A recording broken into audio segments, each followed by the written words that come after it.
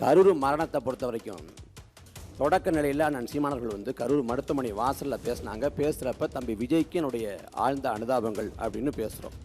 ஏன்னா விஜய் நம்மை போல காயம் போட்டிருப்பார், நம்மை போல வருத்தத்தில் இருப்பார் அப்படின்னு பேசுகிறோம். ஆனால் அடுத்த 2 நாள் கழித்து ஒரு காணொலியை விஜய் விட்டார். அதை நீங்கள் பார்த்துருக்க கூடும்.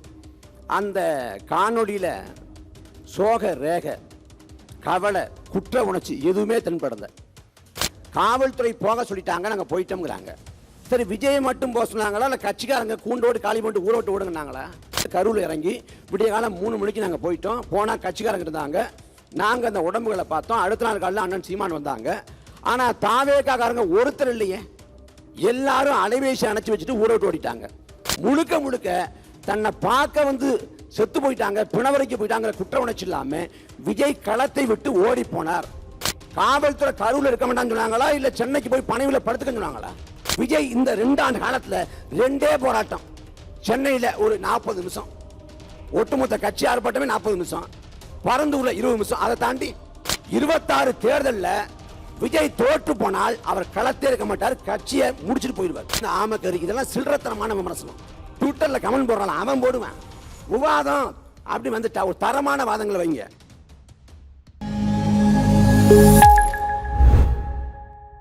தம்பிக்கிட்ட தரமான வாதங்களை எதிர்பார்த்தேன். தாவேக்காங்கிறதுனால அவங்க தரத்துக்கு வாதங்களை கொடுத்துருக்காங்க. சரி, பரவாயில்ல. அதை கட் பண்ணி தாவேக்காரங்க ட்விட்டரில் போட்டு ஃபயர் விடுவாங்க. அதுக்கு என்னுடைய வாழ்த்துக்கள். அதாவது கரூர் மரணத்தை பொறுத்த வரைக்கும் தொடக்க நிலையில் அண்ணன் சீமானவர்கள் வந்து கரூர் மருத்துவமனை வாசலில் பேசினாங்க. பேசுகிறப்ப தம்பி விஜய்க்கு என்னுடைய ஆழ்ந்த அனுதாபங்கள் அப்படின்னு பேசுகிறோம். ஏன்னா விஜய் நம்மை போல காயம் போட்டிருப்பார், நம்மை போல வருத்தத்தில் இருப்பார் அப்படின்னு பேசுகிறோம்.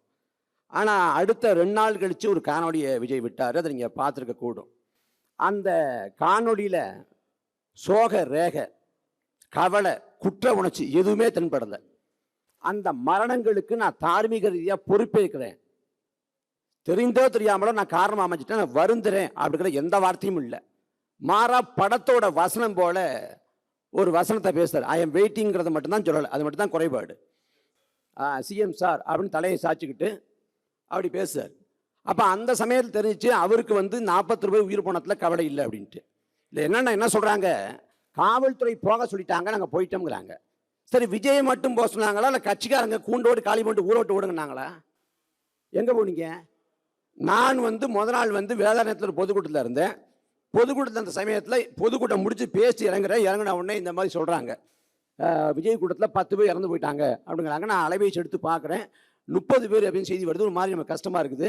அடுத்த நாள் கோயம்புத்தூரில் பொதுக்கூட்டம். அதனால் கோயம்புத்தூர் கிளம்புற வழியில் கரூரில் இறங்கி விடிய காலம் 3 மணிக்கு நாங்கள் போயிட்டோம். போனால் கட்சிக்காரங்க இருந்தாங்க, நாங்கள் அந்த உடம்புகளை பார்த்தோம். அடுத்த நாள் காலையில் அண்ணன் சீமான் வந்தாங்க. ஆனால் தாவேக்காரங்க ஒருத்தர் இல்லையே, எல்லாரும் அலைபேசி அணைச்சி வச்சுட்டு ஊரோட்டு ஓடிட்டாங்க. அதை கடந்து வாட்ஸ்அப் குரூப்பில் கூட இருக்க வேண்டாம்னு போயிட்டாங்க. முழுக்க முழுக்க தன்னை பார்க்க வந்து செத்து போயிட்டாங்க, பிணவரைக்கு போயிட்டாங்கிற குற்ற உணர்ச்சி இல்லாமல் விஜய் களத்தை விட்டு ஓடி போனார். காவல்துறை கரூரில் இருக்க மாட்டான்னு சொன்னாங்களா இல்லை சென்னைக்கு போய் பணிவில் படுத்துக்க சொன்னாங்களா? காவல்துறை என்ன சொன்னாங்க, நீங்கள் என்ன பண்ணியிருக்கணும், ஒரு நல்ல தலைவர்னா கரூரில் இருக்க முடியல. கரூரில் இருக்க முடியல, என்ன பண்ணலாம்? நீங்கள் திருச்சியில், மதுரையில், இல்லை பக்கத்தில் கோயம்புத்தூரில் ஒரு அறையில் போய் தங்கிக்கிட்டு கட்சிக்காரங்களை கூப்பிட்டு எல்லாரும் களத்துக்கு போங்க, நம்மளை பார்க்க வந்து 40 பேர் இறந்து போயிட்டாங்க, இறந்து போனவங்க வீட்டில் ஒரு பிள்ளையா இருந்து ஈமச் சடங்கு பண்ணுறதுக்கு உதவி பண்ணுங்க, இறந்து போன உடம்புக்கு மாலை போடுங்க அப்படின்னு ஒரு கட்சி தலைவர் என்ன பண்ணணுமோ அதை செஞ்சுருக்கணும். எதையுமே செய்யாம அதை விட்டு போயிட்டீங்க. அதை கடந்து என்ன பண்ணீங்கன்னா ஒரு அற்பத்தனமான ஒரு கீழ்த்தனமான அரசியல். ஏன்னா எங்கேயோ ஒரு செத்து போனவங்க உடம்ப எந்த போராட்டத்துக்கு போனீங்க? விஜய் இந்த 2 ஆண்டு காலத்தில் 2 போராட்டம். சென்னையில் ஒரு 40 நிமிஷம், ஒட்டுமொத்த கட்சி ஆர்ப்பாட்டமே 40 நிமிஷம், பரந்தூரில் 20 நிமிஷம். அதை தாண்டி வேற எங்க போனாரு? எந்த காலத்துக்கு போனீங்க? நீங்க தேர்தல் காலத்தை போட்டி போட்டீங்களா? ஈரோடு கிழக்கு தேர்தல் போட்டி போட்டீங்களா? விக்கிரவாண்டியில் போட்டி போட்டீங்களா? 2024 பார்லமெண்ட் பொது தேர்தலில் போட்டி போட்டீங்களா? நிலைப்பாட்டு சொன்னீங்களா? ஒன்றும் இல்லை. என்ன ஒன்று நீங்கள் பேசினா ஊடகங்கள் வந்து டிஆர்பிக்காக காமிக்கிறாங்க, ஊடகங்கள் அந்த விவாதமாக்குறாங்க, மக்களும் நடிகை அப்படின்னு பார்க்க வர்றாங்க. அதை சகஜமாக வச்சுக்கிட்டு நீங்கள் வந்து அதிகார மமதையில் இந்த திமிரில் ஆடுறீங்க. இந்த இப்பயே ஒன்றும் இல்லை. விஜயகாந்த் வந்தப்ப விஜயகாந்த் ஐயா வந்தாங்க, மாற்று அப்படின்னாங்க, அவங்களால சாத்தியப்படுத்த முடியாமல் போச்சு. கமலஹாசன் ஐயா வந்தாங்க, கமலஹாசன் ஐயா வந்தப்ப இதே போல வந்து தொலைக்காட்சிகள் வெளிச்சம் கொடுத்துச்சு. இன்னைக்கு மையம்னவர் ஸ்டாலினுக்கும் உதயநிதிக்கும் மையத்தில் இருக்கு. 26 தேர்தல்ல விஜய் தோற்று போனால் அவர் களத்தே இருக்க மாட்டார், கட்சியை முடிச்சுட்டு போயிடுவார். 4 பொது தேர்தல் தோல்வியை பெற்றாலும் களத்துல நாம் தமிழர் கட்சி விதியம் நிற்குது. ஒரு தேர்தல் தோல்வி வந்துச்சா முடிஞ்சிருங்க. அதை அப்புறம் 1000 கோடி சொல்ல முடியுமான்னு கேட்டா வேற ஒண்ணும் இல்ல. அதிமுக பாஜக தான். எனக்கு என்ன சந்தோஷம் இது இருக்கு சொல்றதுக்கு. அதிமுக பாஜக 1000 கோடி போனா கொடுப்பான். திமுகவுக்கு போற கூட்டணிக்கு போற கட்சியிலும் கொடுப்பாங்க. காசுங்கிற இயல்பு தான். நீங்க அப்பளு கட்டணும் பேசுறீங்களே, ஓபிஎஸ் டிடிவி யாரு? ஓபிஎஸ் டிடிவி ஊழல்வாதிகளா அப்பளு கட்டவங்களா? ஊழல் ஆட்சி இல்ல, நாங்க தூய ஆட்சி கொடுக்க போறோம். தூய சக்தினா தூய சக்தி ஓபிஎஸ் டிடிவி ஏன் பேசுறீங்க? செங்கோட்டை உங்க கட்சியில் இருக்கிற யாரு? வாசாத்தி பாலி வன்கொடுமையில சூத்திரதாரி இதே செங்கோட்டையன். செங்கோட்டையன் ஊழல்வாதி இல்லையா? செங்கோட்டையன் பையில வந்து ஜெயலலிதா படத்தை வச்சிருக்காரு.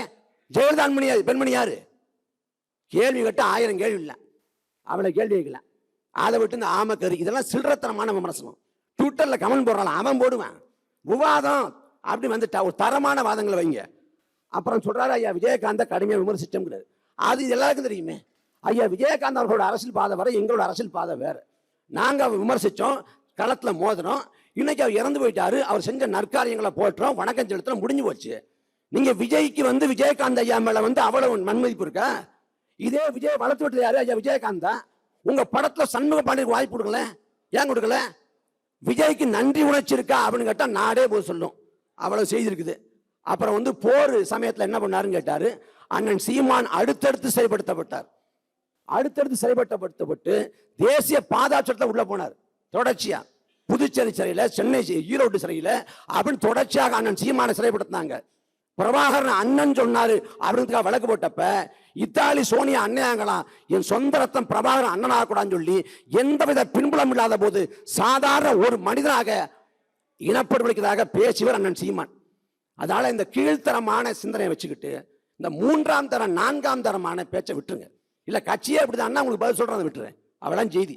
அதை கடந்து கூடியிருக்கிற உறவுகள்கிட்ட ஒண்ணுதான் சொல்றேன். தயவு செஞ்சு அரசியல் படிங்க, அரசியல் பேசுங்க, அரசியல் கத்துக்குங்க. நீங்க வந்து ஒரு படம் வருது, படம் நல்லா இருக்கா இல்லையான்னு பேசுறீங்க. அந்த படத்தை பேசுறத விட தமிழ்நாட்டில் பட்ஜெட் போடுறாங்களா, பட்ஜெட் கொடுத்து விவாதிங்க. தொலைக்காட்சி விவாதம் ஒரு 1/2 மணி நேரம் பாருங்க. எல்லா கட்சியும் என்ன சொல்லுது கவனிங்க.